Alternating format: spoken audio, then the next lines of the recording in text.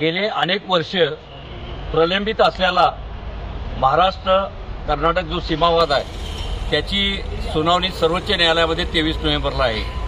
गेले 6 महिने झाले सीमाप्रश्नी असणारी तज्ज्ञ समिती असो किंवा जी उच्चाधिकार समिती आहे याची बैठक किंवा चर्चाही झालेली नाही आहे। आणि त्याचबरोबर या दाव्यामध्ये विशेष असे वकील नेमायचे होते की या दाव्यामध्ये कुठलेही महाराष्ट्र शासनाकडे कसूर होऊ नये म्हणून तातडीने वकील नेमले जावेत, यासाठी आम्ही आज माननीय मुख्यमंत्र्यांच्या नावे या ठिकाणी निवेदन दिलेलं आहे। यामध्ये गेले 65 वर्षे 30 लाख भाषिक या कर्नाटकाच्या अनवणित अशा छळाला दाद देत परवाच्या 1 नोव्हेंबरमध्ये भौगोलिक संलग्नता असो, खेडे घटक, लोकइच्छा आणि भाषिक लोकसंख्या याद्वारे मराठी संस्कृतीचं दर्शन घडलेलं आहे।